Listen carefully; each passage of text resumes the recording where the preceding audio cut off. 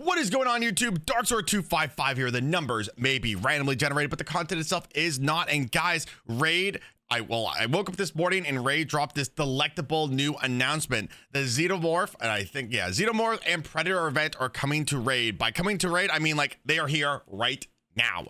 So Alien and Predator are in the game right now. You can get them through a various of different means. We're gonna go over them today. We're gonna go over their kits, guys. So let's go ahead and jump right into the video.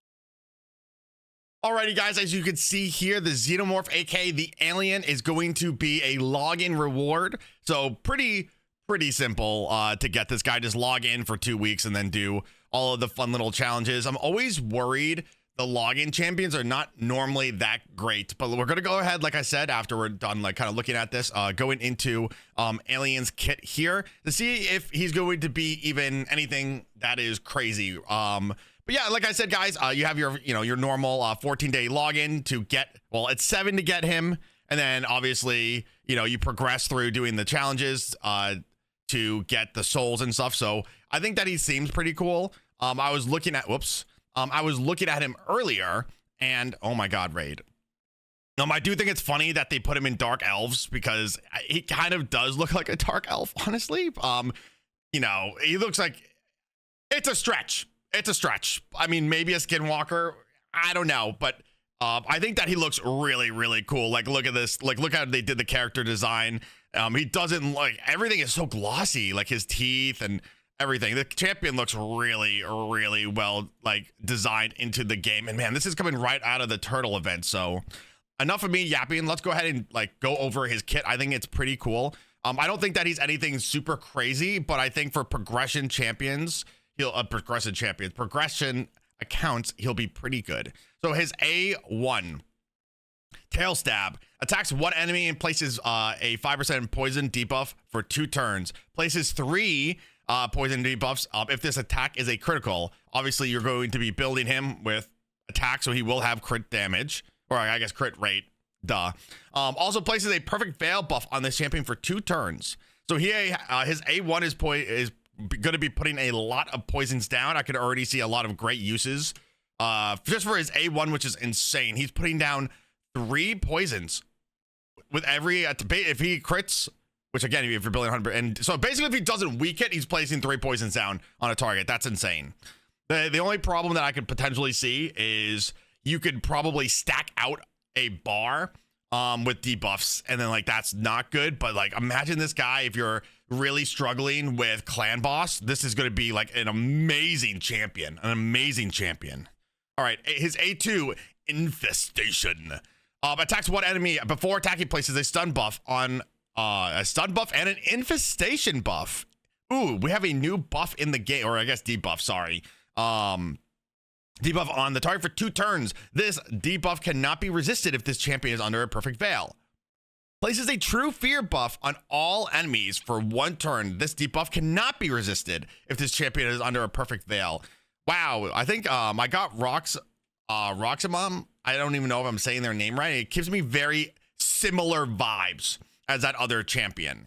So this is already seeming pretty interesting. Ooh, passive effect. Revives this champion at 50% HP and 50% turn meter whenever an enemy under infestation dies.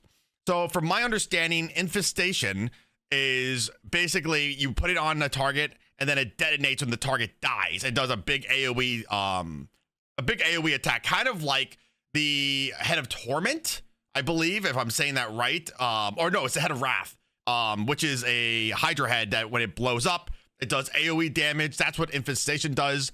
I think it's capped at a certain level, but it can land on bosses. It can land on obviously champions. But I am interested to see maybe in Hydra how strong this ability is. If this guy, okay, let me finish. I'm like theory crafting too much. Let me get back into this. His A3, Rip and Claw. Attacks one enemy 2 times, deals 50% more damage for each poison buff on the target. Also places a perfect veil buff on this champion. Wow, so he has 2 abilities that are putting perfect veil. His A1 and his A2. That's really nice. Whenever this champion is attacked, has a 25% chance of placing a... Oh my god, dude. This guy is putting so many poisons down. This debuff cannot be resisted or blocked if the attack is critical. Okay, so if somebody hits this guy with a crit, they get hit with a bomb. I mean, not a bomb, a poison. If an enemy is under a poison debuff placed by this champion, decrease their defense by 20. Wow. Wow, dude. So imagine having lethal, savage, merciless on this guy. He's putting a ton of poisons down. I'm really interested to see how well he does in Chimera. I can already tell that this guy's going to be able to do a lot of trials because the perfect veil is a trial. Putting the poisons down is a trial. So I'm really interested to see, you know, there's a lot of really interesting use cases for this guy. I think for highly progressed accounts, I don't think he's going to be too banana sandwich crazy, but I do like that they're adding more poisons into the game because right now poisons are extremely weak. They're extremely weak because of Stone Skin. Bosses don't take as much damage to poison. There's really not a great place for poisons in the game in most cases, but I really like this. If you are struggling and clan boss, he's going to be amazing. He puts down an unbelievable amount of poisons, will help you progress your account insanely fast. Number one. Number two, I think that if you're even like getting into the mid game, like the mid to end game, like until you get to the crazy end game, like where I'm at with my main account, this guy is going to be absolutely insane. Again, clan boss, Hydra, he's going to be great because he's putting the infestation down with his A2. And then you can kill, like, I want to see how much damage this does to Hydra. I'm really interested to see if I have this guy, I have him putting infestation. I wonder if also infestation can be spread across, like, you know, using like Loki or somebody to spread, can spread. I know that this is not something that can happen. If True Fear could be placed, if it like could not be resisted, right? Imagine True Fear being placed on like Hydra. Like, you know what I mean? I know that's not true, but imagine how cool that would be. You could fear all the Hydra heads. You could put infestation down on all the Hydra heads and then kill them and then detonate it across. I'm interested. I think that he's a great champion. Do I think that he is like god tier? Well, you know, for end game, like if you like are missing this event, you're missing out. I don't think that I think that he's going to be a very good champion. I really like this login champion. I think this is in a long time, and you get the 5-star soul for him, which is insanity. Like the alien is going to be insane. Again, you get him through logging in for 2 weeks. Well, I guess it's 1 week you get him for, and then, you know, you do your dailies. Now, if you want to get Predator, you have to pay. Gotta pay that fat stack. So basically, very similar to He-Man. There's another champion that they did this with. He-Man is the only one that comes to my mind off the top of my head. So I don't know anything about he is a lizard man, which is hysterical. I'm interested to see if he's worth even buying. So let's go ahead. And I know that there have been some people already doing play tests on him. I am not a raid official content creator, whatever. So I find out about this stuff when you guys find out about this stuff. So, you know, this is me preparing the video and doing all this stuff like day of. I do apologize, but let's go ahead again. Let's just jump into the Predator's kit and see what kind of how we think about him. So it's A1, attacks one champion, heals his champion by 30% of the damage dealt. Whenever this champion successfully evades an enemy attack. Ooh. Skill and all of its accompanying effects counter attack with this skill. Does he have an evade built into his kit? Ooh, delectable. That is nice. I could see some great use cases for that. Attacks all enemies 2 times after hitting the initial selected enemy. At all other enemies. Oh my god. Attacks all enemies 2 times. After attacking the initial selected enemy, all other enemies will be hit in a random order. For the first hit, the damage received by the initial selected enemy will be increased by 75%. Each subsequent enemy hit following the initial hit will receive 15% less bonus damage, reduced by 15% bonus damage. Also, Also destroys each enemy's max HP by 30% of the damage dealt stacked up to 50%. Wow, that's insane. Attack for the second hit, the damage received by the initial selected enemy will increase by 50%. Each subsequential hit, enemy hit followed by the initial hit will receive 50% more bonus damage up to 75%. Okay.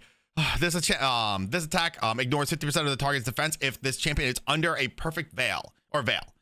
So he is an HP based nuker? Ooh, I love that. Oh my god, let's go. Okay, his A3 attacks one enemy before attack. Sorry.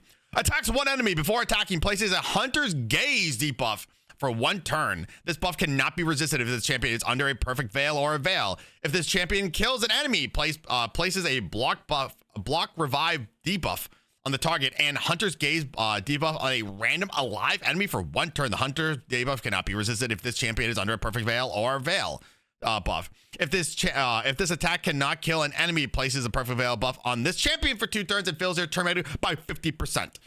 Crazy. 50% increased turn meter is actually just crazy. So if I don't kill somebody with this attack, he just gets 50% turn meter. Like that's his passive. This is his passive. Wait, I just realized. Sorry. Wait, no, that's his A3. No,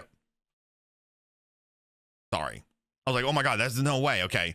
At the start of each round, places a perfect veil buff on this champion for 1 turn before this champion takes a turn. Also has an initial chance, 50% chance to evade an enemy. And all of its accompanying effects. The initial chance is reduced to 0 after this champion's first turn in a round. Whenever this champion kills an enemy, grants this champion a 20% chance to evade skills. Wow. So that's really interesting. So you start off before you go, you have a 50% chance of evading. If you kill an enemy, does that chance go up to 60? I think that's what it says, right?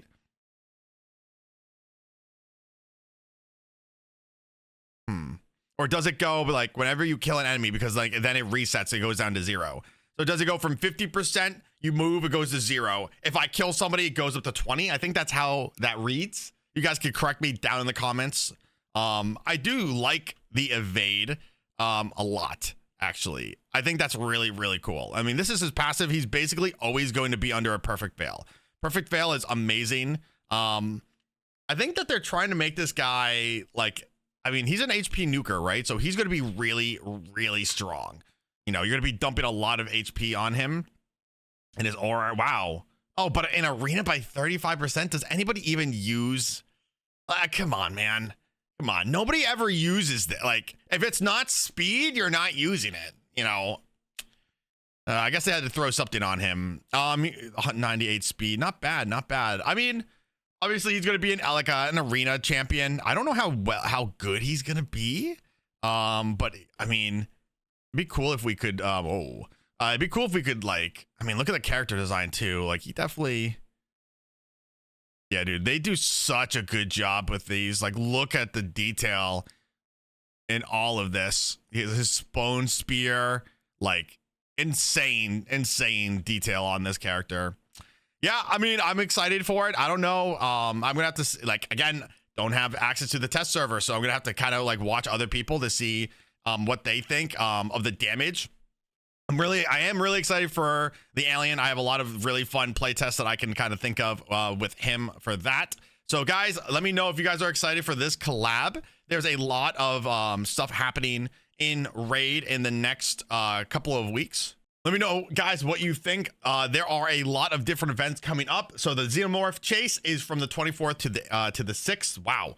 The Predator pass is from the 25th of November to the 24th. There's a progressive chance event. No idea what that is. Limited summon event. Again, no idea what that is. And then a summoning party. So there's a lot of insane stuff happening through the end of the year, guys. Let me know if you're excited. I'll see everybody in the next video.